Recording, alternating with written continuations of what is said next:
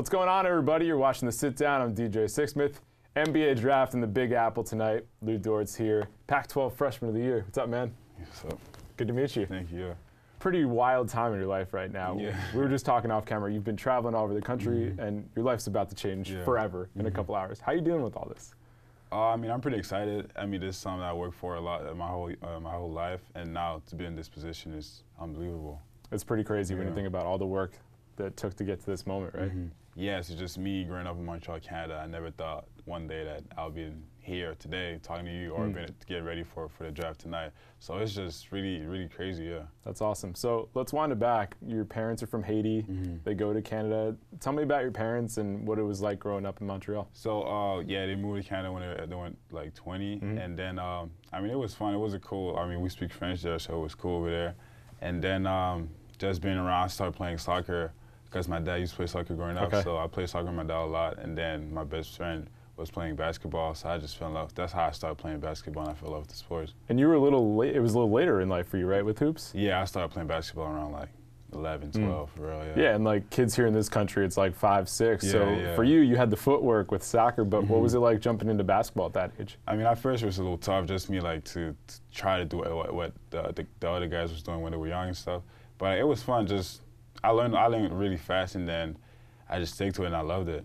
So Canadian basketball, I feel like, has really blown up over the past 10, 15 years. Because obviously people talked about Steve Nash, and then Vince Carter comes and plays for the Raptors. But now it's like there's a main squad of dudes. So when did you kind of sense that things were changing in Canada with basketball? I actually didn't realize like that because I wasn't really watching basketball like that around the country. But like to see our class 2018 coming into college, there was a lot of good players coming in. And then now that we have a lot Canadian here in this draft, that means a lot. Yeah, definitely. So when did you actually learn to speak English? My sophomore year in high school. So right, you went to Florida? Yeah, so probably about like 4 years ago. So that's crazy. I mean, you would never know. I mean, obviously I can hear a little bit in your accent, but still, like, how did you master the language so quickly? It's just me being around people that only speak English, and that's how I had to learn, and then I feel like I learned it pretty fast. That's awesome. So Ennis Cantor was here. He talked about learning English from like watching SpongeBob, The Jersey Shore. Was there anything like that you were checking out? I actually watched the show that really helped me was the Fresh Prince of Bel-Air. Oh yeah, that was the show I actually watched a lot. First of all, great show, right? It's funny, yeah. You just start binging that, running through it. That was the show I used to watch a lot, just me to like learn English, and it helped though. That's a great show. Yeah. I'm glad you got that recommendation. And you need that time too, because it's one thing to be around people, but just listening to it, I'm sure it also helped you out. Yeah, it did, yeah. No doubt. So why was Arizona State the right spot for you? Really about the coaching staff. Anthony Coleman, assistant coach, that was there this past year. I knew him from AAU, and then I had a really good relationship with him. So just that, and then Coach Hurley, I knew what the thing he was trying to build for the team and stuff. So I just really fell in love with the place and the players too.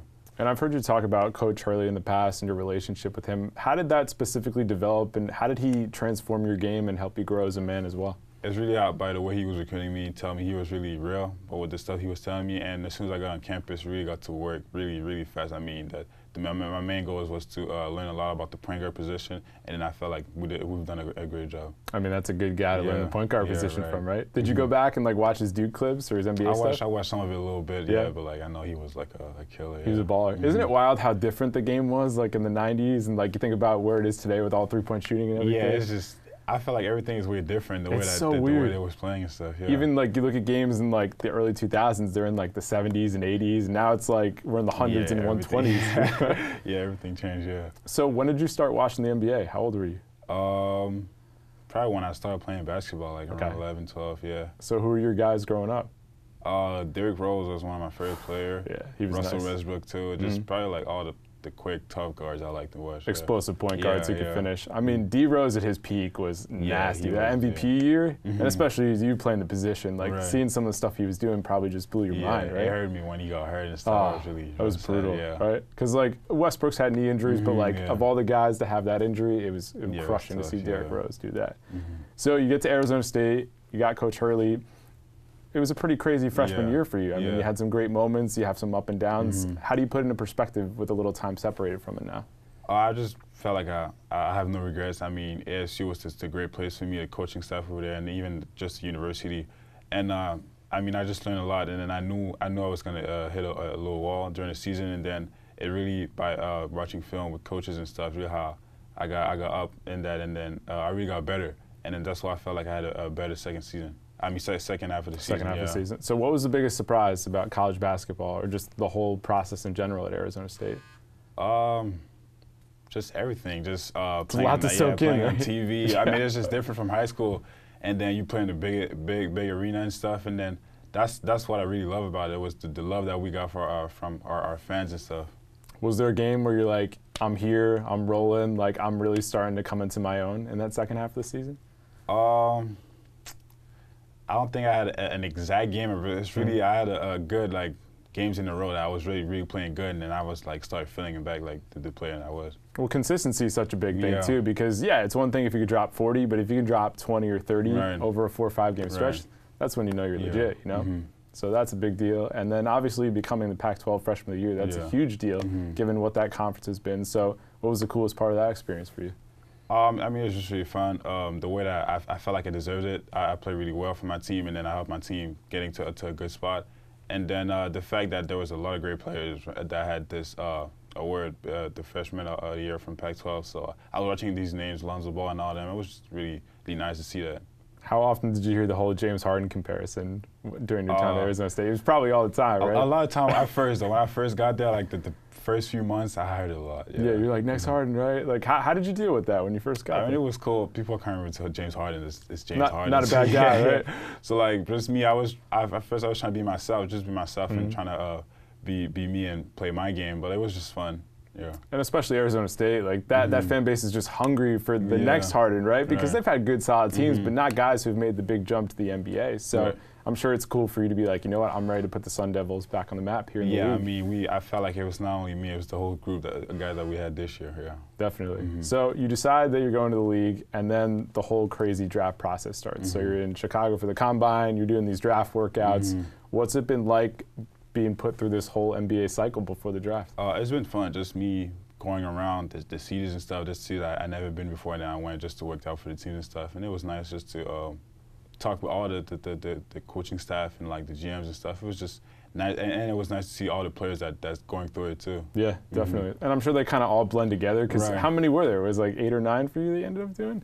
The workouts? Yeah, the draft. I did 12. Oh, 12? Yeah, so I met a lot of guys. I met a lot of people. It was fun though. It was cool. That's pretty cool. So are there a couple that stand out for any particular reason?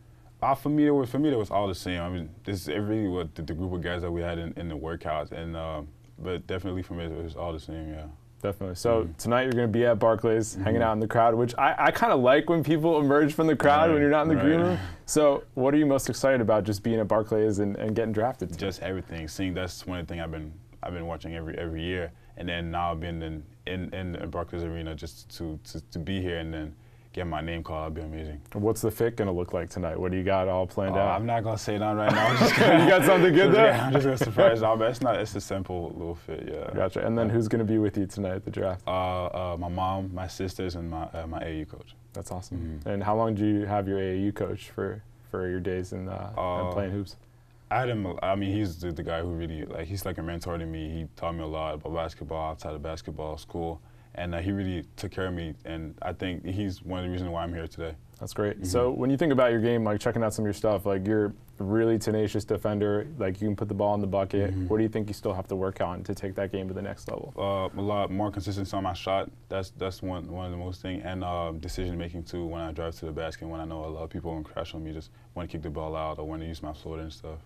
I've heard you speak about Donovan Mitchell, and I think that's a really interesting comparison. What do you like about his game? Because here's a guy who comes right in the league, he starts doing his thing, but for you as a player, what do you like? I just like how athletic he is and like skills. Like, I feel like his skills are a little underrated. Yeah. So like just him watching the impact that he had his first 2 years in the league, it was really crazy, and I felt like his body-wise too, I felt like I can compare myself to him. He's got some nice bounce too, right? Yeah, he can get up too. Now he's got Mike Conley playing with him. Right. Situation is everything. I'm sure you've realized it with your career, and you're going to go to a team, and it's going to be a good spot for you. But I'm sure you're excited to see like who are the other guys I'm going to be playing with too. Yeah, that's true. Yeah, I just can't wait. I know it's going to be a surprise for me, but like as soon as I hear it, I'll be ready.